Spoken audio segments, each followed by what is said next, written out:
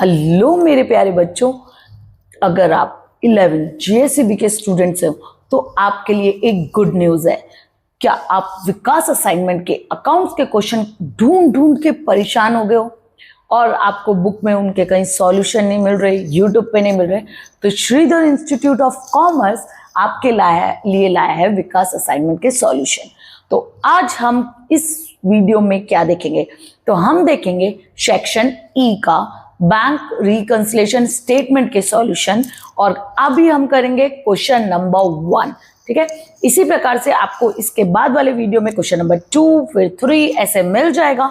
सुनो, अगर आपको आंसर्स ढूंढने में दिक्कत हो रही है कि मैम आपके चैनल पे सारे आंसर नहीं है, तो व्हाट यू विल डू, आपको प्लेलिस्ट में जाना है, 11 जीएससीबी में जाना है, फिर वहां पे आपको सब्जेक्ट वाइज मिल जाएगा। तो अगर आपको अकाउंट्स के आंसर चाहिए तो अकाउंट्स में जाना, इको के चाहिए इको में जाना। तो विकास असाइनमेंट के क्वेश्चन आपको सब मिल जाएंगे श्रीधर इंस्टीट्यूट ऑफ कॉमर्स पे। अभी लेकिन हम क्या करेंगे, अकाउंट्स का सेक्शन ई का question number 1 bank reconciliation statement का, क्योंकि क्वेश्चन का सीक्वेंस 1 2 3 4 ही है बार बार, इसलिए मैं चैप्टर बता रही हूँ। कौन सा चैप्टर?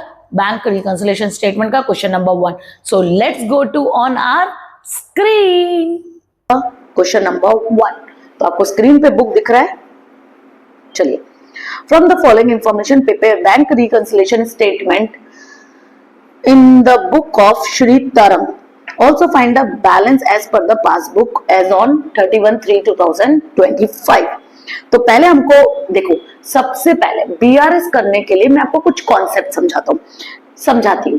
पहले आपको सबसे पहले जो बैंक का या पासबुक, कैश बुक या पासबुक का बैलेंस दे रखा है वो आपको ऊपर लिखना है। तो देखो, मैं आपको फॉर्मेट बता देती हूँ। तो आप लिखो ऊपर बैंक रिकंसिलिएशन स्टेटमेंट। एक बार हम शॉर्ट में लिख लेते हैं क्योंकि मेरे पास जगह भी कम होगी। ठीक है, अब आपको क्या बनाना है, एक पर्टिकुलर का कॉलम बनाना है, एक डिटेल अमाउंट का बनाना है और एक फाइनल अमाउंट का बनाना है। तो आपको लिखना है यहाँ डिटेल्स और यहाँ लिखना है अमाउंट और यहाँ लिखना है पर्टिकुलर।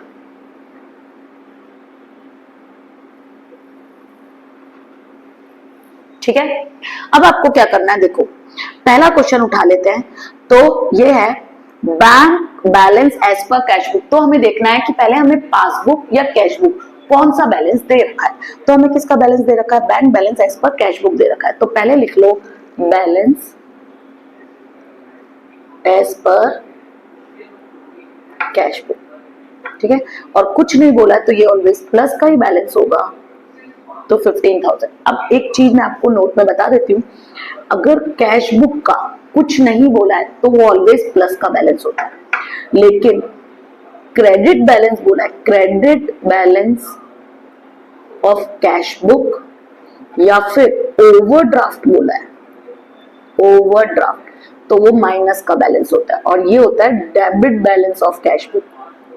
कुछ नहीं बोला तो वो डेबिट ही होता है बाय डिफॉल्ट।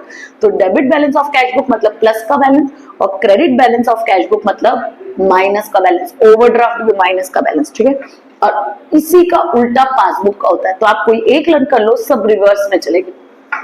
पासबुक में क्रेडिट बैलेंस होगा, credit balance as per passbook, PB यानी पासबुक, तो वो प्लस का बैलेंस होता है, और debit balance as per passbook तो वो माइनस का बैलेंस होता है। तो कभी भी आप अपने पापा या मम्मी का फोन उठा के देखो, मैसेज आता है बैंक से, तो जब उनके पास पैसा आया होगा तो मैसेज आया होगा बैलेंस योर दिस अमाउंट, मानो 10,000, तो 10,000 credited in your bank account. तो क्रेडिटेड मतलब पैसा आया, और अगर कटा होगा तो लिखा होगा 5,000 debited from your bank account. समझ में आया?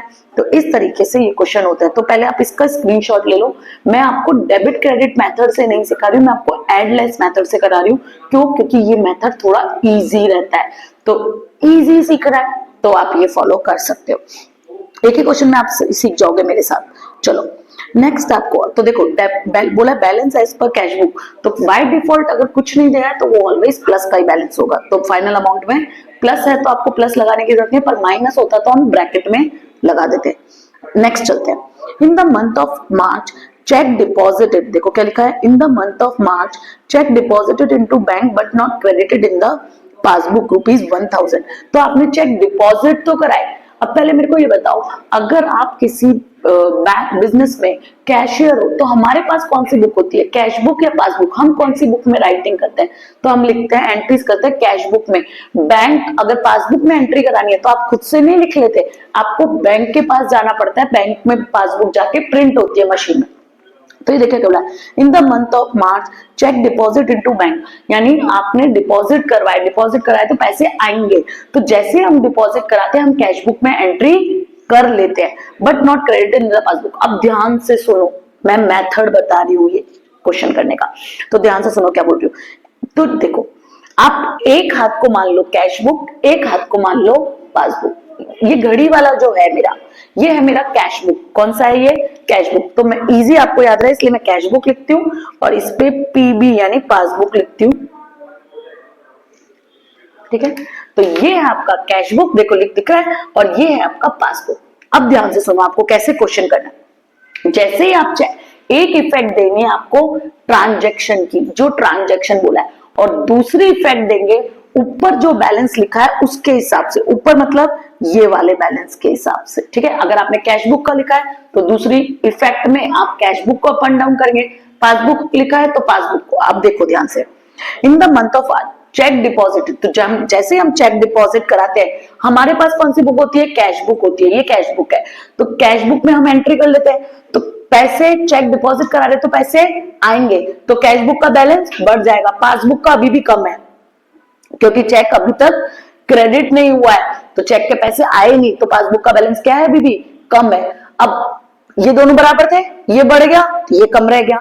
अब सही करने के लिए, तो ये एक इफेक्ट दी मैंने ट्रांजैक्शन की इफेक्ट, ट्रांजैक्शन के हिसाब से इफेक्ट हो गई।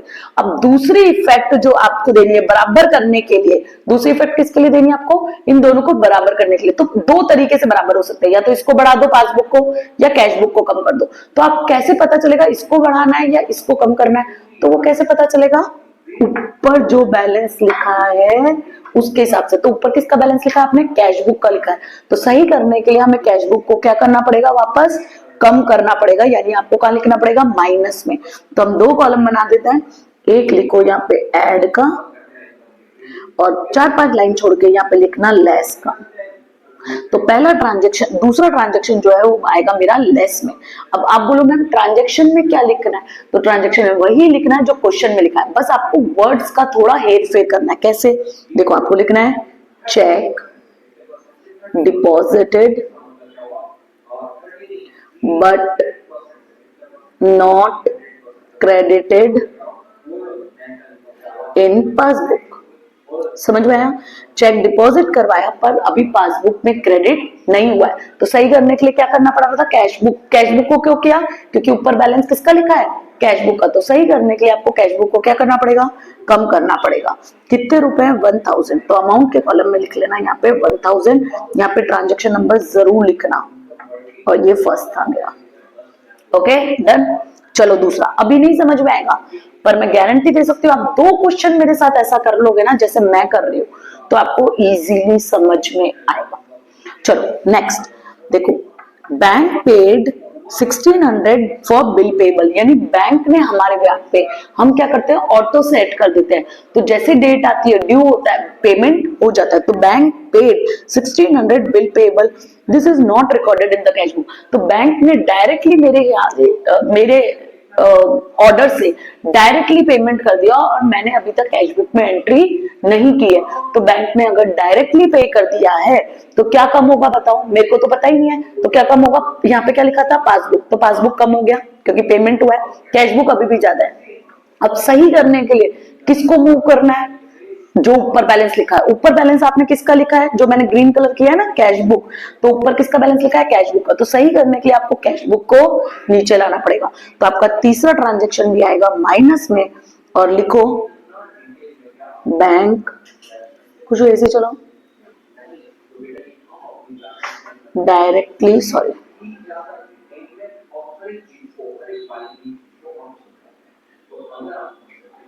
डायरेक्टली पेड बिल्स पेबल, ठीक है, कितना है 1600, तो यहाँ पे आ जाएगा आपका 1600। समझ में आया? चलो थर्ड ट्रांजेक्शन।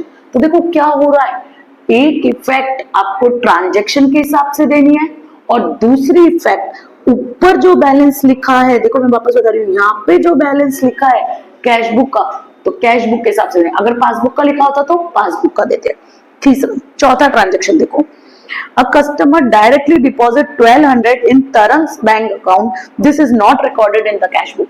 तो किसी कोई मेरा कस्टमर था, उसने डायरेक्टली मेरे बैंक अकाउंट में जमा करा दी, मुझे इसकी इंफॉर्मेशन नहीं है। तो किसी कस्टमर ने अगर मेरे बैंक अकाउंट में सीधा पैसा जमा कर दिया, तो बताओ कैश बुक बढ़ेगा या पासबुक?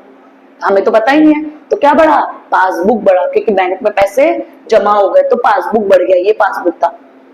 अब सही करने के लिए मेरे को किसको मूव करना है, या तो इसको नीचे करूं या इसको बढ़ाऊं। तो सही करने के लिए ऊपर किसका बैलेंस लिखा है? कैश बुक का। तो सही करने के लिए मुझे कैश बुक को बढ़ाना पड़ेगा, क्योंकि ऊपर कैश बुक का बैलेंस है, इसलिए सेकंड इफेक्ट आप हमेशा कैश बुक पे दोगे इस क्वेश्चन के लिए। तो कैश बुक में प्लस, तो थर्ड ट्रांजेक्शन आएगा आपका ऐड में। कैसे लिखना है? लिखो फोर्थ, मतलब fourth transaction, customer directly deposit in bank, कितना? 1200 सॉरी। ओके चलो आगे चलते हैं। ये वाला हो गया, ये हो गया, ये हो गया, ये हो गया। नेक्स्ट, अब देखो ध्यान से सुनना, ये वाला कैश बुक का रिसिप्ट साइड बैंक कॉलम, मतलब कैश बुक का रिसिप्ट साइड का बैंक कॉलम। वैसे भी इसमें हम बैंक कॉलम ही तो मिलाते हैं, पासबुक के साथ क्या मिलाते हैं? कैश बुक का बैंक कॉलम। तो receipt side of the bank column का बैलेंस क्या रह गया? अंडरकास्ट। अंडरकास्ट का मतलब क्या होता है? कम रह गया। तो बैलेंस क्या रह गया है? कैश बुक का बैलेंस अंडरकास्ट है, कम है। तो सही करने के लिए मुझे उसको, अब बताओ किसको इफेक्ट दूंगी? कैश बुक पे इफेक्ट दूंगी। तो क्या करना पड़ेगा? बढ़ाना पड़ेगा सही करने के लिए। तो लिख लो fifth transaction, cash book balance, cash book, हाँ total, cash book receipt side total is undercast. ठीक है, आप पूरी जगह लेके करना तो अच्छे से लिख पाओगे। कितने रुपए का है? 800 रुपीज। तो यहाँ पे लिख दो आप 800 रुपीज। ठीक है, चलो next, interest on deposit ₹500 recorded in passbook. तो देखो interest on deposit 500 recorded in passbook, but it is recorded in cash book at a payment side. देखो क्या बोल रहा है, कौन सी साइड रिकॉर्ड कर दिया आपने? Payment side. अब ध्यान से देखना, डबल इफेक्ट है। देखो इंटरेस्ट ऑन डिपॉजिट, यानी मेरा कोई डिपॉजिट पड़ा होगा, उस पर इंटरेस्ट आया, तो बताओ क्या बढ़ेगा? इंटरेस्ट आया मेरे पासबुक में, यानी मेरे बैंक में, तो पासबुक का बैलेंस बढ़ गया 500 रुपए से। ये डिफरेंस कितने का है? 500 रुपए का। ध्यान से देखना, ये डिफरेंस कितने का है? 500 रुपए का। तो पासबुक का बैलेंस 500 से बढ़ गया। अब ध्यान से देखो क्या बोला है, लेकिन आपने कौन सी साइड रिकॉर्ड कर दिया? Payment side of the cash book. तो ये जो पेमेंट कैश बुक है, इसमें पेमेंट साइड 500 से क्या हो गया? कम हो गया। तो डिफरेंस टोटल कितने का हो गया? अब 1000 रुपए का हो गया, क्योंकि ये 500 से क्या हो गया? और कम हो गया। तो डिफरेंस कितने का हो गया टोटल? अब 1000 रुपए का डिफरेंस हो गया है। अब 1000 रुपए का डिफरेंस, ध्यान से देखो, अब मेरे को बराबर करना है। बराबर करने के लिए ये कम करूं या ये बढ़ाऊं? तो कैश बुक बढ़ाना पड़ेगा। तो कैश बुक को 1000 से बढ़ाना पड़ेगा, 500 नहीं। तो 6 ट्रांजेक्शन आपका ऊपर आएगा इधर, और लिखो इंटरेस्ट ऑन डिपॉजिट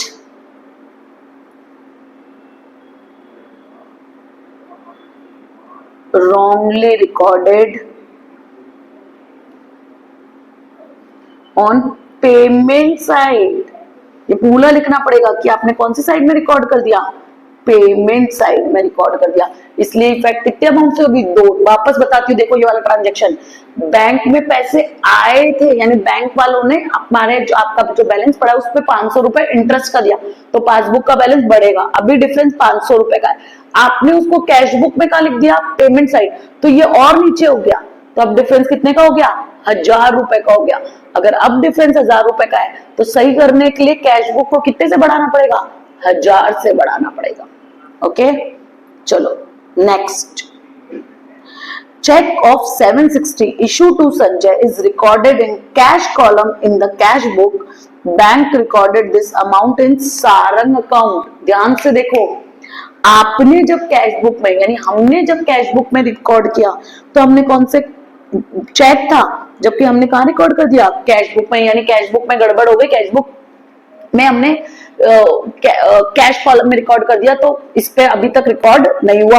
अब पासबुक में भी बैंक ने कहा रिकॉर्ड कर दिया, किसी और के अकाउंट में, तो पासबुक में भी एंट्री नहीं हुई, कैश बुक में भी एंट्री नहीं हुई, दोनों में ही एंट्री नहीं हुई बेटा, तो डिफरेंस आएगा क्या, नहीं, क्योंकि कैश बुक में एंट्री नहीं हुई, कैश बुक में तो हुई है पर कैश कॉलम में हुई है।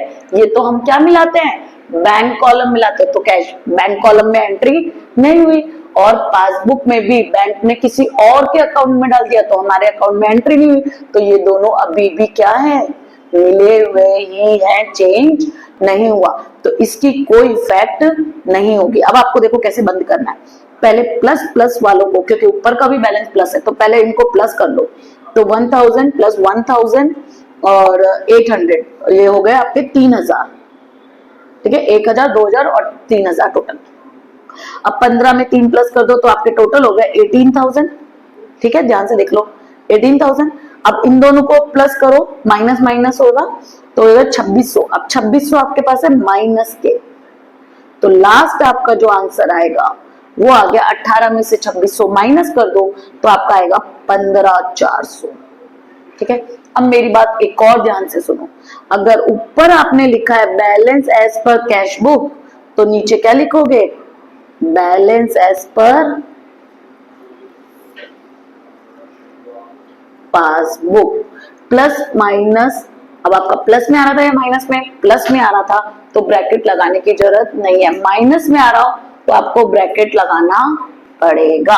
ओके, आप बोलो मैम डेबिट क्रेडिट से सिखाओ, देखो मैं डेबिट क्रेडिट से भी समझा दूंगी, पर वो थोड़ा सा टफ मेथड पड़ता है, इससे बेटर ये। वैसे भी मैं आपको यही लॉजिक से सिखाने वाली हूँ क्योंकि ये लॉजिक एकदम इजी है, तो आप सीधे यही सीखो। बीआरएस नहीं आता है, आप मेरे साथ 2 क्वेश्चन करोगे, definitely you are able to do the questions. Okay.